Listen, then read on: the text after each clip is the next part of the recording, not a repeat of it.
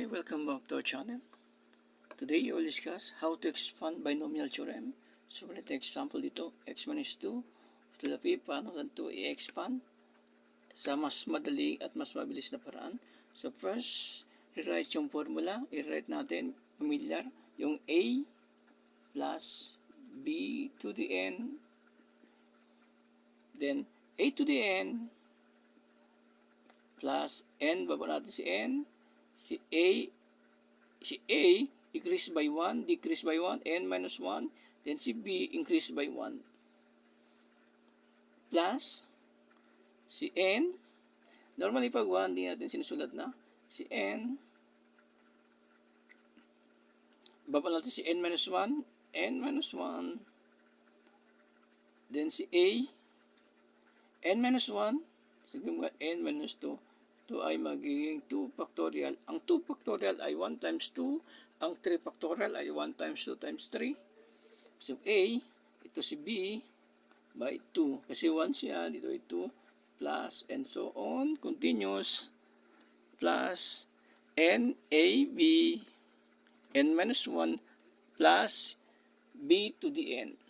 Hanggang ma-reach natin si B to the N. So, solve natin ito agad. Itong formula ginawa natin. So, para magiging plus ito, plus kasi negative siya, ayusin natin siya. X plus negative 2. So, okay, positive na siya. Si A, let A. Ano si A natin dito? Ay X.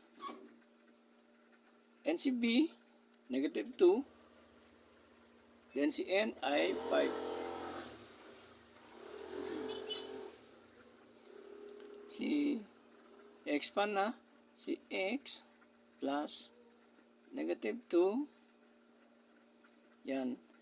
Gamit ito ang ginawa natin, solve natin yan. So, a natin ay x. Si n natin ay 5.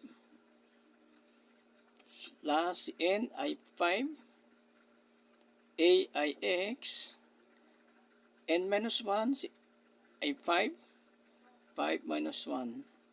Yung b ay negative 2, negative 2 ay 1, so negative 1 di natin sinusulat na,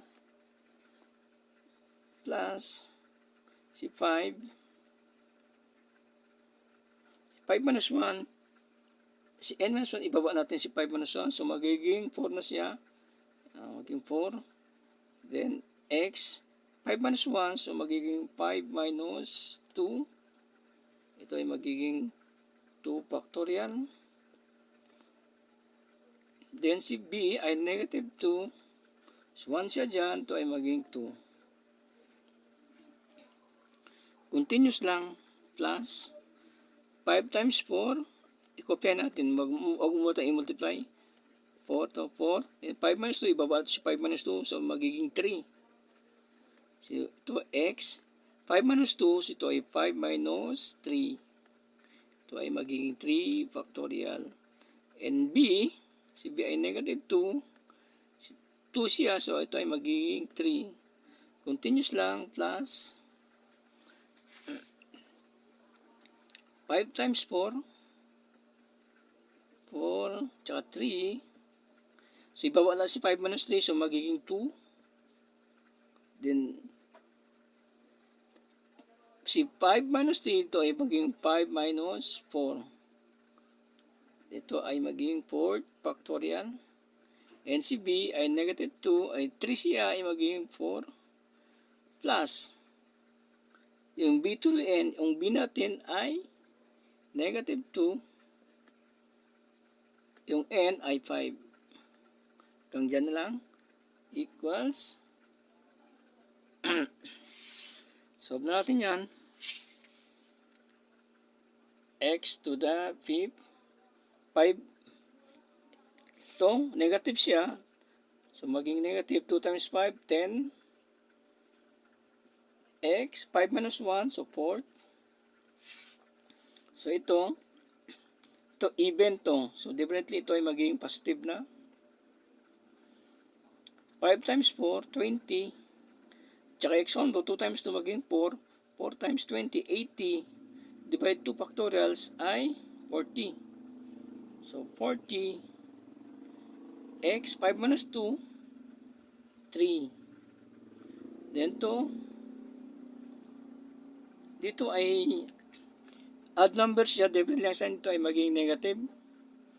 So, negative na ang sign. So, 2 times 2, 2 to raise of 3. So, maging 8 ito.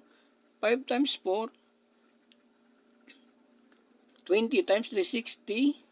60 times 8 ay 480. So, 480 divided sa 3 factorial.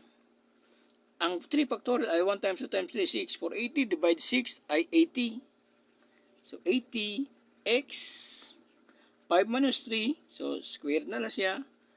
Plus ito ang sign.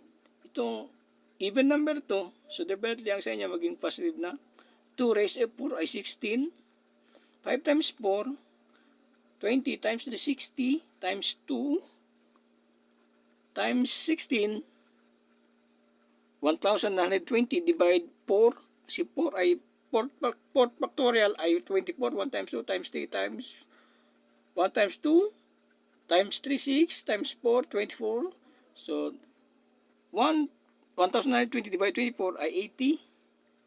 So, 80 ay 80, 5 minus 4, so magiging x. Dito, even odd number ito, so definitely ang sign ito ay magiging negative. 2 raised of 5 ay 32. So, ito yung final answer niya. X to the 5th minus 10x to the 4th plus 40x cubed minus 80x squared plus 80x minus 32. This is the final answer.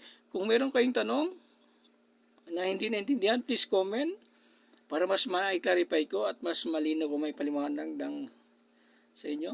Komplikado kasi itong binomial theorem i-explain. Thank you. Kung hindi ka pa nakasubscribe, please subscribe at press the bell para lagi kita update sa mga bagong video. Thank you. Bye-bye!